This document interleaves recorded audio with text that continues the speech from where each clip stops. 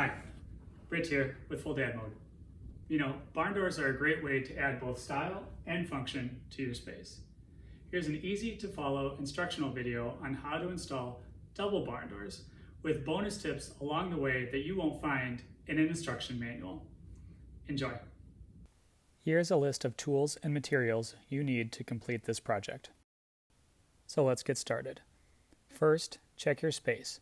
Measure the doorway opening width and height to determine which size door is needed.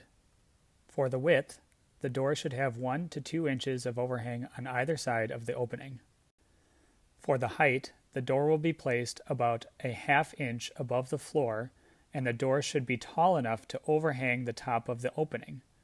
Note, the track will be placed a couple inches above the opening, so make sure your ceiling height can accommodate the door and the track. Next, measure your track space. Make sure there's enough space for the tracks.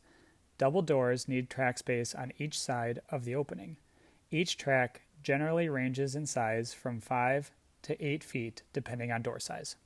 Finally, check for obstructions. Make sure there's enough space for the door to slide along the wall.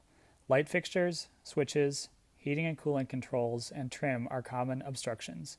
You need about an inch of space between the wall and the door, depending on your hardware kit. Now that you've measured your door, choose a barn door large enough to cover the opening. I used a double barn door kit from the Home Depot, but you can also build your own if you're handy and want a more custom look. Now you're ready to build your doors. If you're using a kit, you likely need to assemble your doors. Here's a tip. Before assembling, look at both sides of the wood for beveled edges. When putting together the pieces, make sure you keep all like sides of the wood together. In other words, put beveled edges together with beveled edges, non-beveled or flat edges together with other flat edges. Next, you need to mark your stud placements. This enables you to know where to attach the track and or backer board to the wall. Use a stud finder and pencil to mark placement of wall studs about 3 to 4 inches above door opening. Mark each stud along the length of the track. For double doors, you need to do this on each side of the opening. Now you need to determine if you need a backer board. A backer board is needed if 1. You need more space to accommodate trim, or 2. If your wall studs do not align with screw hole spacing on the track. For my situation, the track holes did not align to the wall studs, so I needed a backer board. Measure stud placements and write down measurements, as you'll need to transfer the spacing to the backer board. Cut the backer board to the length of the track. Tip: I added an inch of length to allow the board to overhang the track a bit. It looks more visually appealing than flush alignment to the track. Now it's time to paint the backer board. Choose a color that matches the wall color, trim, or barn door.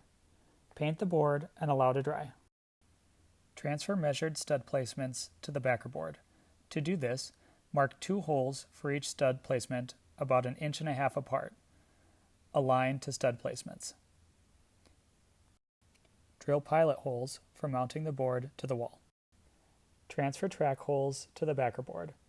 Using a pencil, mark each hole along the track and trace it to the backer board. Drill holes for track anchor bolts, using a drill bit appropriately sized for the provided anchor bolts. Now you're ready to attach the backer board and track on the wall.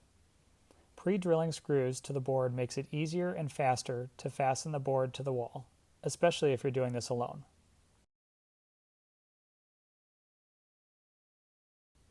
Tip: pre-screw the first screw on the end a little bit extra to expose the tip of the screw. This can be used to pop into the drywall when attaching the board to the wall and allows you to anchor the board before drilling in the screws. When placing the backer board on the wall, align middle of the board to where instructions call for track placement. Fasten the backer board to the wall. Secure one end to the marked wall stud with a wood screw. Keep board level and screw wood screws into drilled holes aligned to marked wall studs from step 4. Ideally, have someone help hold the board as you install. Fasten the other backer board for the second track.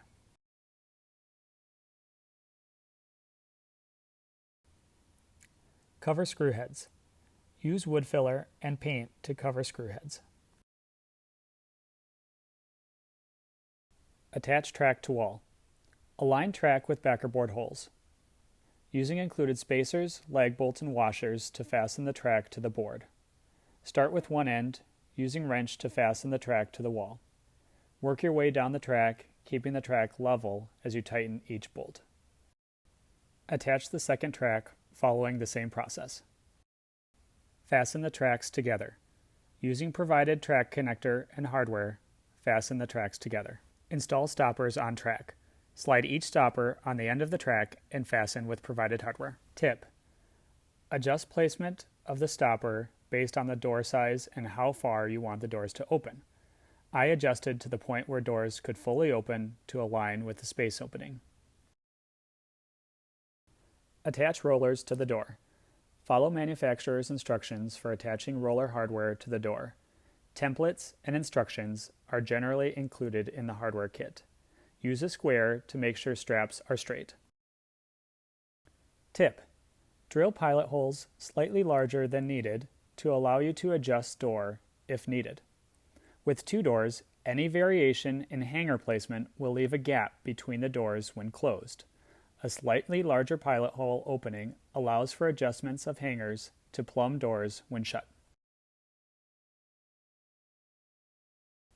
Attach handles to door. Measure to place about 36 inches above the floor. Tip: many kits do not include handles. I purchased 2 9-inch rod iron gate pulls separately. Since my doors were 84 inches tall, I went with a large handle. Most handles in the hardware section are small, and since I was going with a rustic look on large doors, I chose a larger handle. Attach anti-jump discs to the door. Follow manufacturer's instructions. These help keep the wheels on the track.